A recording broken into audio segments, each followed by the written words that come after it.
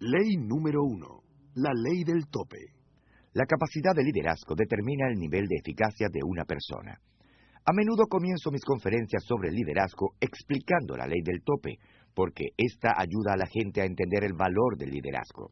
Si usted puede asirse de esta ley, podrá visualizar el impacto increíble del liderazgo en cada aspecto de la vida. La capacidad de liderazgo es el tope que determina el nivel de eficacia de una persona. Cuanto menor es la capacidad de dirigir de un individuo, tanto más bajo está el tope de su potencial.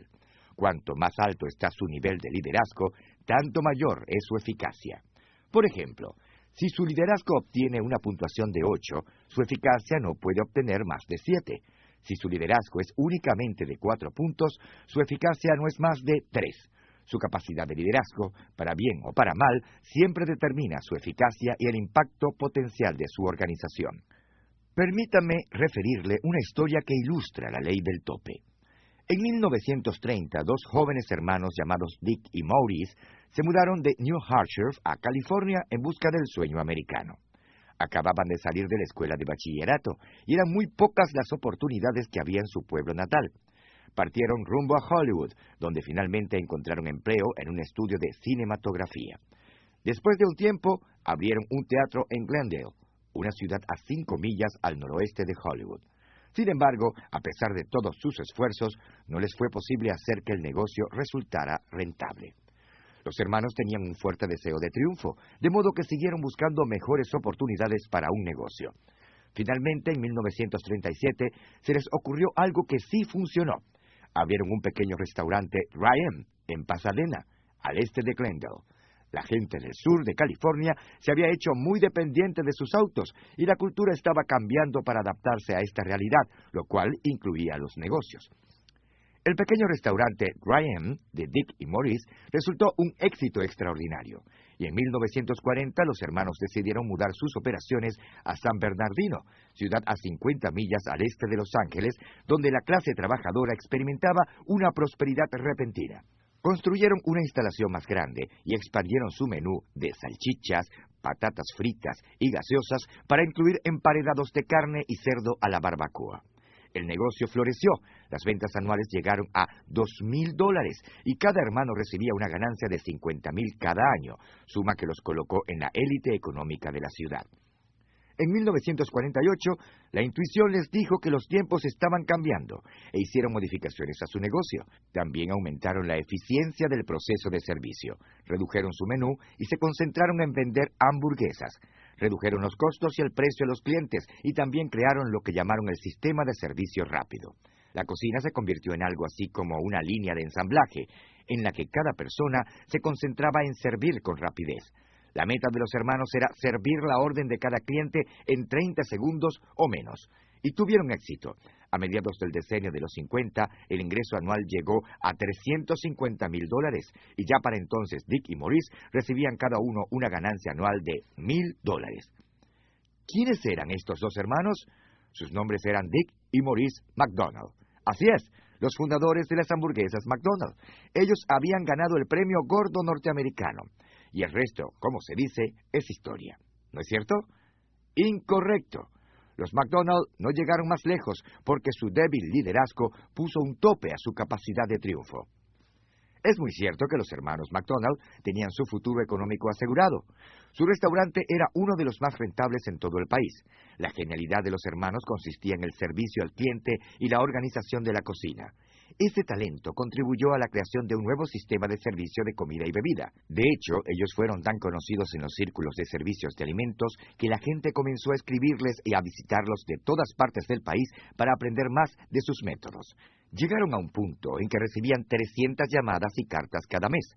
Esto les dio la idea de lanzar al mercado el concepto McDonald's. Fue una forma de hacer dinero sin tener que abrir ellos mismos otro restaurante.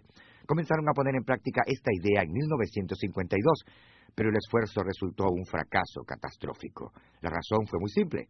No tenían el liderazgo necesario para aplicar la idea en forma eficaz. Dick y Maurice eran buenos propietarios de restaurantes. Sabían cómo dirigir un negocio, crear sistemas eficientes, reducir costos y aumentar las ganancias. Eran gerentes eficientes, pero no eran líderes. Sus patrones de pensamiento pusieron un tope a lo que hubieran podido hacer y llegar a ser. en la cumbre de su éxito, Dick y Maurice se hallaban exactamente contra la ley del tope.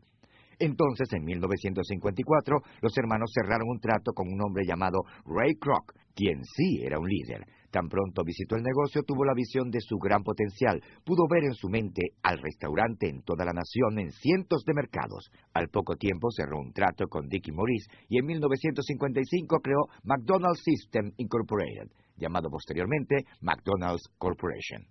Kroc inmediatamente compró los derechos a una franquicia, a fin de poder usarla como modelo y prototipo para vender otras franquicias. Entonces comenzó a formar un equipo y a erigir una organización para convertir a McDonald's en una entidad nacional. Y en 1961, por la suma de $2.7 millones, Kroc compró los derechos exclusivos de los hermanos McDonald y procedió a convertir la compañía en una institución norteamericana y en una entidad mundial. El tope en la vida y el liderazgo de Ray Kroc era obviamente mucho más alto que el de sus predecesores. En los años que Dick y Maurice McDonald habían intentado otorgar la franquicia de su sistema de servicio de comida, solamente pudieron vender el concepto a 15 compradores, y solo 10 de estos realmente abrieron restaurantes. Por otra parte, el tope de liderazgo en la vida de Ray Kroc iba por las nubes. En 1955 y 1959, Kroc tuvo éxito en la apertura de 100 restaurantes. 4 años después, había 500 McDonald's. Hoy, la compañía ha abierto más de 21.000 restaurantes en no menos de 100 países. La capacidad de liderazgo, o más específicamente, la falta de capacidad de liderazgo, fue el tope de la eficacia de los hermanos McDonald.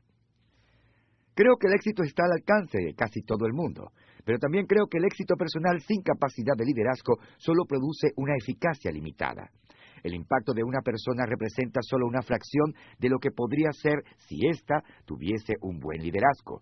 Cuanto más alto desee escalar, tanto más necesita el liderazgo. Cuanto más sea el impacto que desee causar, tanto mayor influencia necesitará. Donde quiera que mire, usted podrá encontrar personas inteligentes, talentosas y exitosas que solo llegan hasta allí debido a las limitaciones de su liderazgo.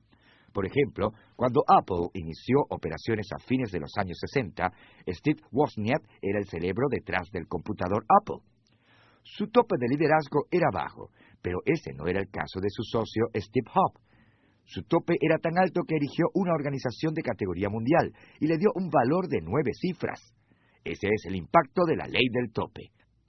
Hace algunos años conocí a Don Stephenson, presidente de Global Hospitality Resorts Incorporated de San Diego, California, una compañía internacional de asesoría y consultoría en servicios de hospitalidad.